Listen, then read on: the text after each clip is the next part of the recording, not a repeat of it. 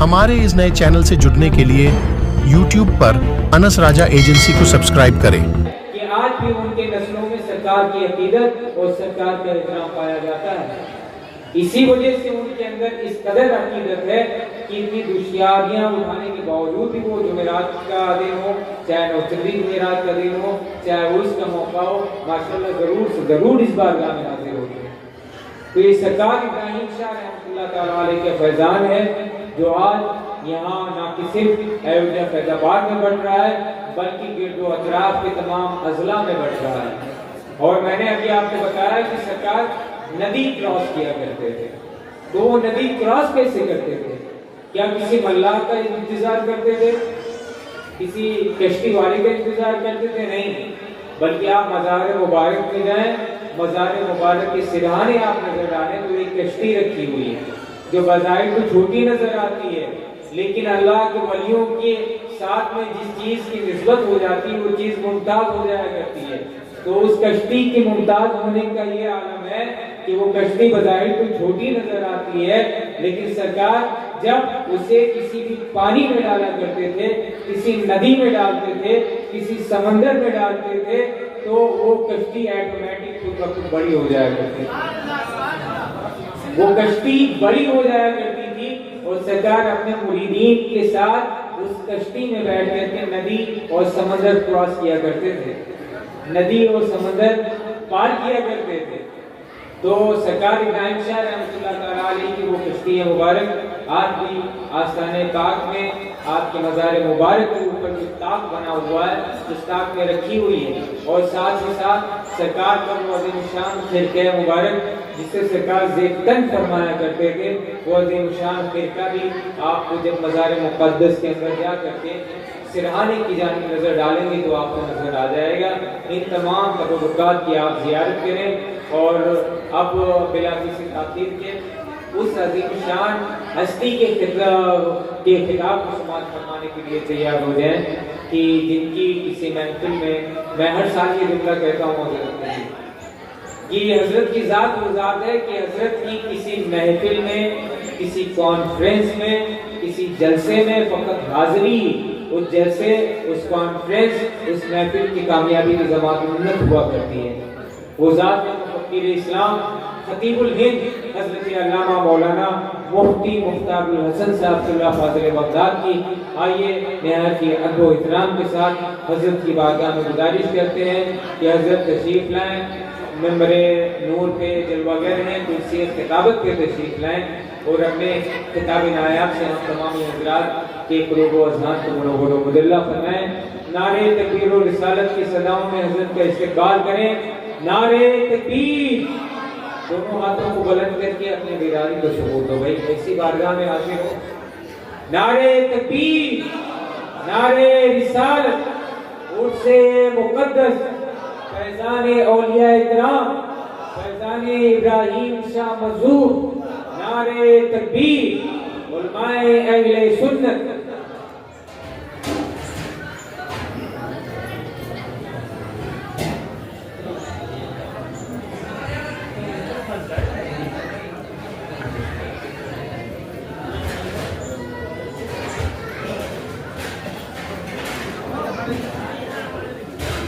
السلام علیکم ورحمۃ اللہ وبرکاتہ.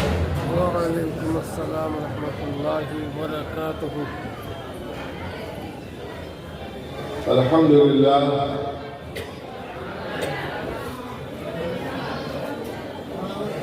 والصلاة والسلام على رسول اللہ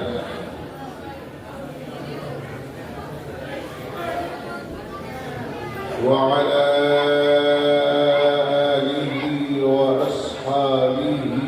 ومن والاه.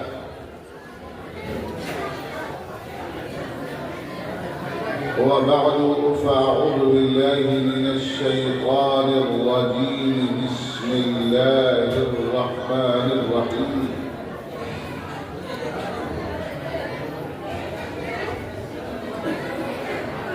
سبحان الذي أسرى بعبده ليلا من المسجد الحرام إلى المسجد الأقصى الذي باركنا حوله لنريه من آياتنا إنه هو السميع البصير. آمنت بالله صدق الله العظيم. بآواز بلند ہدیہ ضرور. اللهم صل على سيدنا ومولانا محمد وعلى آله وصحبه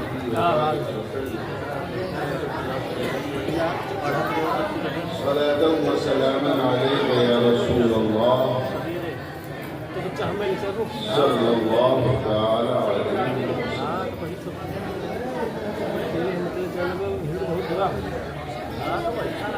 آج کی اس ٹھنڈی رات میں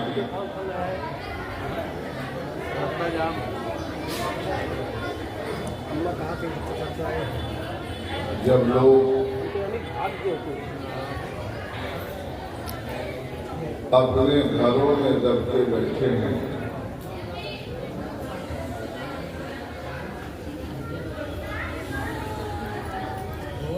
آپ سب قابل مبارکباد ہیں کہ ایودھیا کی اس سرزمین پر جسے میں اپنی تحریر و تقریر میں ایودھیا شریف کہتا ہوں،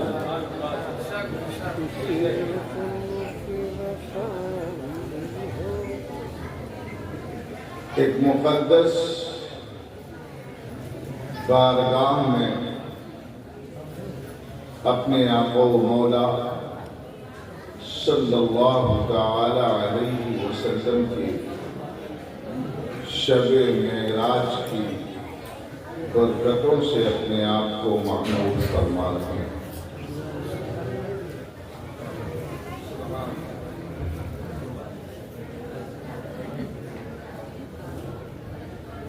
یہ دنیا بڑی عجیب و غریب ہے.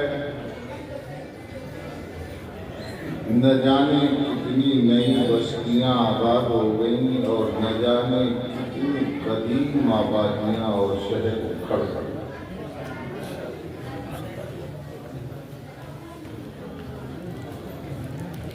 دنیا کا سب سے طاقتور ملک امریکہ،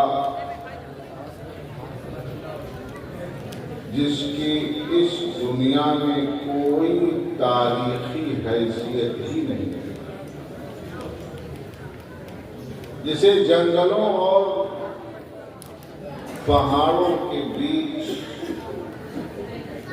سمندروں کو پار کر کے تلاشا گیا اور آباد کیا گیا، اور اس آبادی نے اتنی ترقی کیا کہ پوری دنیا پر بت بن کر سوار ہو. اس لیے اس زمانے میں اتھل پتھل حالات میں نشو و فراز، شہروں کے حدود میں تبدیلیاں، ملکوں کے حالات اور پیچ و خم سے پریشان ہونے والا نادان ہے.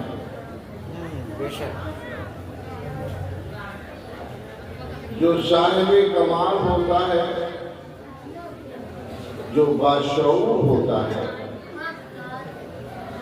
جس کے اندر ایمان کی طاقت ہوتی ہے، جو سچائیوں کی راہ پر چل پڑتا ہے، جو انسانیت کا خوگر ہوتا ہے، جو مانوتا کا لحاظ رکھنے والا ہوتا ہے، وہ شاہراہوں اور پگڈنڈیوں میں فرق نہیں کرتا، بلکہ اپنی منزل کی جستجو میں لگا رہتا ہے. سمرقند کی سرزمین سے چل کر ہندوستان نہیں بلکہ ایودھیا شریف کی سرزمین پر اڑگڑا میں آ کر گڑ جانے والا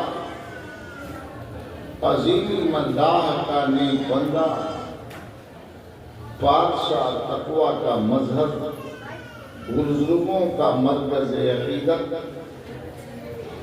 साहिब फैज़ व करम हज़रत सय्यदना इब्राहीम मजरूब रहमतुल्लाहि तआला अलैहि की ज़ात आज इस सरज़मीन पर अहले नज़र के लिए इबादतगाह और शराफा फराहम।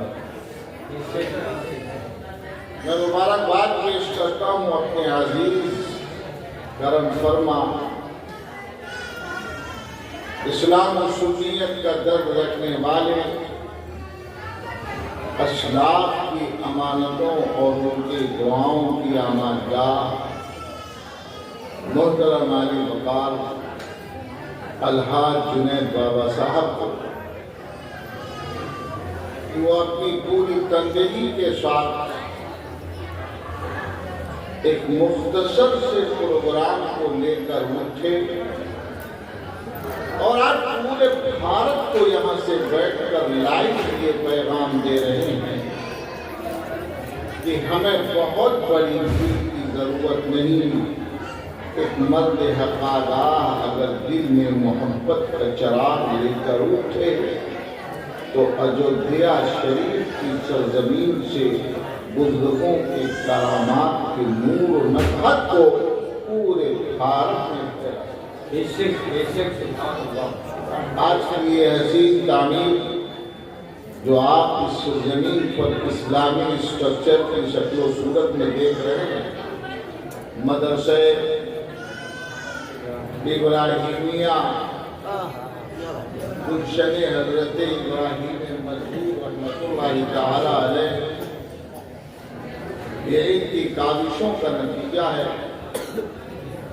बड़ी मेहनत और मशक्क़त के साथ इखलास के साथ इन्होंने मेहनत किया तो अल्लाह तबारक व तआला ने वो दिन दिखाए कि हज़रत इब्राहीम मजरूब के पहलू में दर्स कुरान भी होता है और गैर आबाद मस्जिद में अब नमाज है। लोग बाहर से यहाँ आ नहीं पाते और हमें उन्हें बुलाने की जरूरत ही नहीं है। अगर जिंदा दिल ऐसे ही अंदर रहते हो तो बाहर से आने अंदर वाले ही अगर इकट्ठा हो जाए तो फिर यहाँ की धरने की जगह न रह जाए। मगर बाहर वाले तो जरूर आते हैं, अंदर वालों को क्या हुआ ये बाबा ही जान सकते हैं। मुझे ऐसा मौलवी तो नहीं है, तजर्बा भी इतना खूब है और खूब अच्छी तरह जानते भी हैं। और अल्हम्दुलिल्लाह लायक 27 है उनके शहजादे वाला बाद कि उन्होंने ये साबित कर दिखाया है अलवलदु सिर्रुन अला अबी, हजरत हाफिज ओवैस साहब इन्होंने अल्हम्दुलिल्लाह पूरा झंडा उठा रखा है और हमें यकीन है कि बाबा ने जो बुनियाद डाली है उसको यह अज़ीमुश्शान किला में तब्दील करते हैं। अल्लाह तबारक व तआला इन्हें अपने वारिद की तरह ही इखलास नसीब फरमाए और बेखौफ नौबत लाइन दीन की खिदमत करने का हौसला अता फरमाए। हमवार ज़मीनों पर काम करना दुश्वार होता है, जे जाए कि जहाँ से ना हमवारी नहीं बल्कि हर तरफ से ब्रेकेटिंग हो और इसके बावजूद हर ब्रेकर पर बगैर किसी अजियत का एहसास किए हुए मंजिल तक अपनी गाड़ी को ले आना ये खुदी के बाबा में है। अल्लाह ताला उसे बेटे में मुहतरम हज़रात, हमारे बाद आपके मेहमान खतीब आपके दरमियान और रौनक स्टेज हो चुके हैं, खिताब उनका होना है। हम तो हर साल आते हैं, हर साल सुनाते हैं और फिर हर रोज न सही तो रोज बरोज पूरे मुल्क में चलते हैं। ज़्यादा वक्त न लेकर थोड़ी देर आपके दरमियान बैठेंगे, मगर कुछ गुफ्तगू ऐसी ज़रूर होनी चाहिए जिससे आपका दिल مدینہ شریف اور مکہ شریف جس محبت سے یاد کرتا ہے، انہی محبتوں کے ساتھ ان کی تاریخوں کو بھی سمجھ سکے اور مزید اسے استحکام دیا جائے۔ حضرات گرامی، آج عرس کی تاریخ ہے۔ بابا نے بہت ہوشمندی اور عقلمندی سے یہ مقدس شادیاں اکٹھا کروا دی ہیں۔ ہمارے نبی کریم رؤوف الرحیم صلی اللہ تعالی علیہ وسلم کو جب دلی اذیت پہنچی تھی، جب دنیا نے انہیں مایوسیوں کا شکار دیکھا تھا، جب آقائے دو جہاں صلی اللہ تعالی علیہ وسلم کوہ دمن میں، مکہ کے کوچوں بازار میں، ہر حصے میں، ہر خطے میں، رات و دن، شب و روز دعوت اسلام لوگوں تک پہنچایا، حق کا نعرہ بلند کیا، انسانیت کا پیغام دیا، ظلم و تعدی کے خلاف کھڑے ہونے کے لیے لوگوں کو آواز دیا، انسانیت کے نام پر ننگا ناچ ناچنے والوں کو ظلم کا نقشیر بننے سے پہلے انسانیت کا لبادہ پہنانا چاہا اور ان میں تبلیغ فرمائی، اے لوگوں، آپس میں بھید بھاؤ رکھنا یہ اللہ کا دین نہیں ہے، اونچ نیچ کا فرق کرنا یہ اسلام کا پیغام اور انسانیت کا شاہکار نہیں ہے، اے لوگوں، کالے گورے میں تمیز کرنا، ذات برادری کی بنیاد پر انسانوں کو بانٹ کر کے ایک دوسرے کا غلام بنانا یہ اسلام اور انسانیت اور مانوتا کا پیغام نہیں ہے۔ اے لوگوں، انسان ایک دوسرے کے برابر ہے، مرد عورت کو عزت دے، عورت مرد کو عزت دے، بیوہ ہو تو قابل رحم ہے، یتیم ہو تو قابل عنایت ہے، غلام ہو تو قابل مروت ہے، غریب و لاچار ہو تو قابل امداد ہے، دولت مند ہو تو تواضع ہو جائے، بہادر ہو تو مظلوموں کے لیے ایک راستہ بن کر اور اپنی پشت کو اس کے لیے سپر بنا کر کھڑا کر دے۔ جب وہ نبی دعوت دے رہے تھے تب لوگ ان کا مسخرہ بن کر مذاق اڑا رہے تھے، جب نبی سچائی کا پیغام دے رہے تھے تب جھوٹی دارو بازی کرنے والے لوگ اپنی طاقت کی بنیاد پر نبی کے کریم رؤوف الرحیم صلی اللہ علیہ وسلم کی مقدس آواز کو دبا دینا چاہتے تھے۔ بار بار دعوتیں دینے کے بعد میرے مصطفیٰ صلی اللہ علیہ وسلم قبیلہ خاطر ہو گئے، دل کو ملال پہنچا، ٹھیس پہنچی، ہم انہیں حق کی دعوت دیتے ہیں، یہ ہمارا مذاق اڑاتے ہیں، ہم انہیں انسانیت اور مانوتا کی دعوت دیتے ہیں اور یہ ہمارا مذاق اڑاتے ہیں، ہم انہیں سچائی کی دعوت دیتے ہیں اور یہ جھوٹ کا پرندہ ہمارے سامنے پیش کرتے ہیں، ہم انہیں ہمدردیوں کی دعوت دیتے ہیں اور یہ ظلم و تعدی کی بات کرتے ہیں، ہم انہیں انسانیت کی دعوت دیتے ہیں اور یہ ظلم میں آگے بڑھنے کے لیے اپنے قدم کو آمادہ کیے ہوئے ہیں۔ اے اللہ، آخر کیسے کام انجام پائے گا جب اللہ رب ذوالجلال نے دیکھا کہ میرا حبیب ہے یہ، میرا محبوب ہے یہ، ملول خاطر ہوتا ہے تو جب انسان پریشان ہوتا ہے تو اسے گھر سے باہر نکالتا ہے۔ چلو ذرا چہل قدمی کر کے آتے ہیں، دوستوں میں ٹہل کر آتے ہیں، کوچوں بازار میں گھوم کر آتے ہیں، آؤ چلو ذرا پارک دیکھ آتے ہیں، آؤ چلو ذرا دوستوں کے مجلس میں بیٹھ آتے ہیں، تاکہ تمہارا غم غلط ہو جائے، تاکہ تمہاری گناہوں کا خاتمہ ہو جائے۔ نبی کریم رؤوف الرحیم صلی اللہ علیہ وسلم حضرت ام ہانی رضی اللہ تعالی عنہا کے گھر آرام فرما، مکے میں دعوت دینے کے بعد، لوگوں کو پیغام پہنچانے کے بعد، ایک روایت میں ایک حدیث میں ہے کہ آپ حضرت ابو طالب کی شہزادی حضرت ام ہانی کے گھر تشریف لائے۔ دوسری روایت میں ہے کہ آپ چاروں طرف مکہ کا چکر لگانے کے بعد کہیں اور نہیں گئے بلکہ خانے خدا میں آ گئے، نظام رحمت کے پاس ٹیک لگا کر آرام فرما ہو گئے، اور وہیں آپ کو نیند آ گئی۔ عزیزان ملت اسلامیہ یہاں سوئے یا وہاں سوئے، کہیں آپ تشریف فرما تھے، اللہ رب ذوالجلال نے فرمایا اے جبریل جاؤ نبی رحمت صلی اللہ تعالی علیہ وسلم کو پیغام دے دو، کہہ دو، کیا کہہ دو؟ آپ کا حبیب آپ کا مشتاق ہے، ان ربک یشتاقک، آپ کا رب آپ کو طلب کرتا ہے، آپ کا رب آپ کو چاہتا ہے، آپ کا رب آپ کو بلاتا ہے، آپ کو دعوت دیتا ہے۔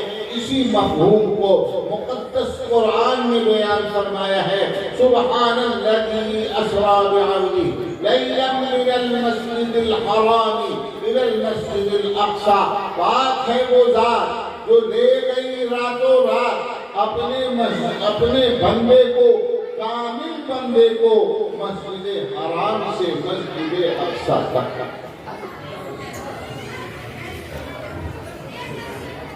مسجد حرام سے مسجد اقصیٰ تک کیوں لے گئے؟ میں نے آپ کو بیان کیا، نبی کلیدہ ساتھی دل برداشتہ تھے، سچائی لوگوں کو بتائی جاتی، لوگ مانتے نہیں ہیں تو دل کو ٹھیس پہنچتی ہے، حقیقت آشکار کر دینے کے باوجود جب لوگ اس کا انکار کرتے ہیں تو سچ بولنے والا پریشانی میں کرتا ہے۔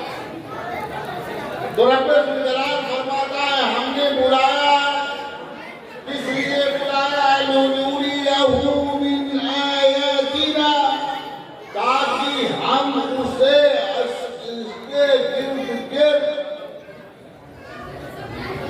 اپنی آیتیں دکھائیں۔ سبحان الذی اسریٰ بعبدہ لیلا من المسجد الحرام الى المسجد الاقصی الذی بارکنا حولہ، ہم نے اس کے ارد برکتیں پھیلا رکھی ہیں، پہاڑوں کی چوٹیاں ہیں، سب سے زیادہ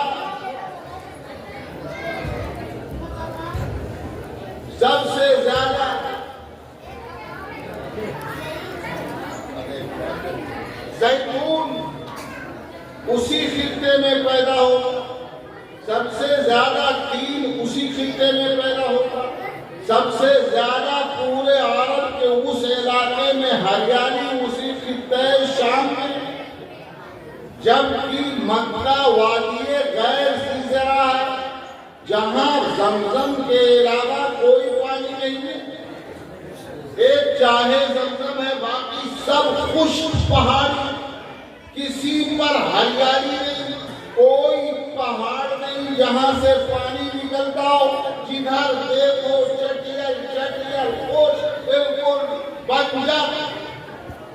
اللہ کہتا ہے نبی آپ نے اس بنجر زمین کے بنجر دلوں کو دیکھا، آئیے محبت انبیاء پہ آپ کو پہنچا دے، جہاں عیسیٰ ہے، جہاں موسیٰ ہے، جہاں زکریا ہے، جہاں اسحاق ہے، جہاں ابراہیم ہے، جہاں یوسف ہے، جہاں میری نشانیاں ہیں، جہاں میری کھیتیاں ہیں، جہاں انبیاء کا بنایا ہوا عظیم الشان حیدر ہے، آپ پریشان کیوں ہوتے ہیں؟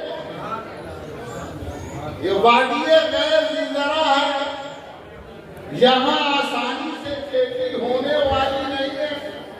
اے محبوب آپ پریشان نہ ہو، بارکنا حولہ، ہم نے اس کے ارد گرد برکت عطا فرمائی ہے، لنریہ من آیاتنا، تاکہ ہم انہیں اپنی نشانیاں دکھائے کہ ان پتھروں سے جب ہم چاہتے ہیں تو کیسا بہترین سبزہ اگاتے ہیں۔ اللہ تعالیٰ آپ کی بات کو سننے والا اور جاننے والا ہے۔ اے محبوب پریشان نہ ہو، جیسے مسجد اقصیٰ کو میں نے سجایا ہے ایسے بیت اللہ الحرام کو میں سجا کر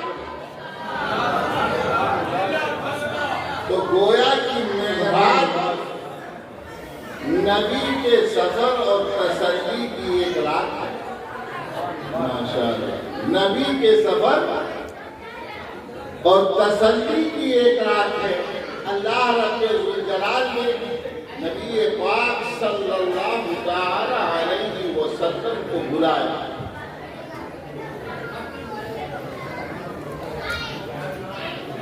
لوگ کہتے ہیں سمجھ میں نہیں آتا.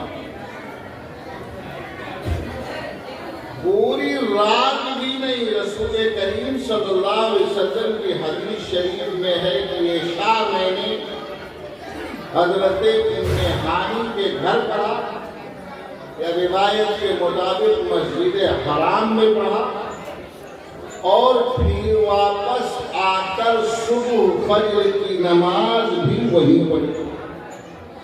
یعنی پوری رات بھی نہیں. عشاء کے بعد سے لے کر فجر سے پہلے تک کہاں سے کہاں مسجد حرام سے مسجد اقصی اگر تیز رفتار گھوڑے سے سفر کیا جائے قافلہ جائے تو 40 راتوں کی ضرورت ہے.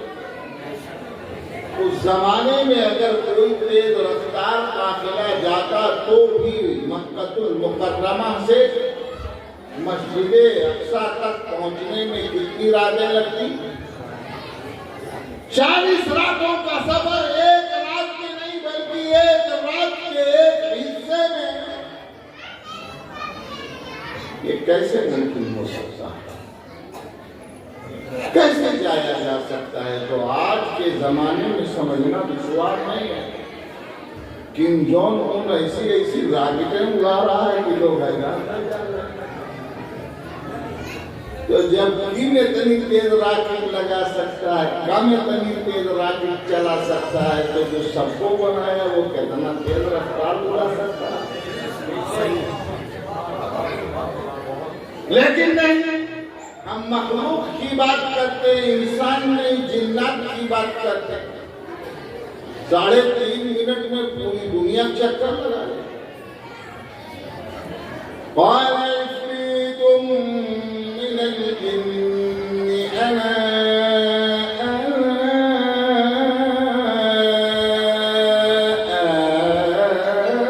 آتيك به.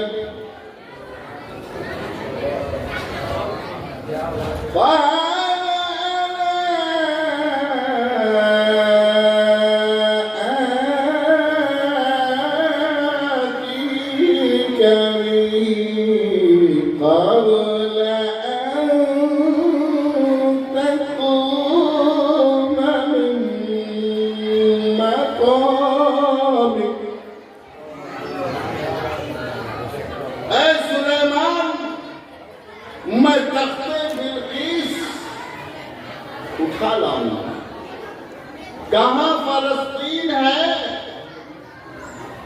اور کہاں یمن کی سرزمین ہے, اور بعض روایتوں کے مطابق یمن اور عمان کے بیچ کا حصہ ہے. اور آج تو بڑے سے بڑے یوٹیوبر کھینچ کر نہ جانے کیسے کیسے کھنڈر دکھاتے ہیں, وہ بلقیس کے تخت کا مقام بھی دکھاتے ہیں.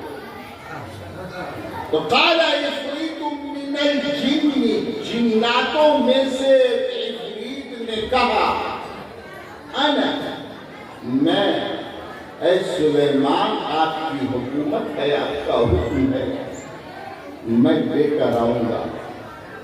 وَإِنِّي عَلَيْهِ لَقَوِيٌّ أَمِينٌ, اور میں تو اس کی قوت رکھتا ہوں, اس کی طاقت رکھتا ہوں. میں اسے, آپ اپنے تخت سے کھڑے ہوں, اپنی مجلس ختم کریں, اس سے پہلے میں کھینچ کر اسے لے آؤں. قال الذي عنده علم من الكتاب أنا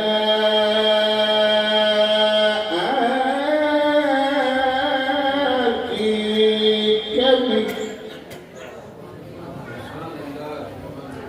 بہت بڑا جنہ महादेव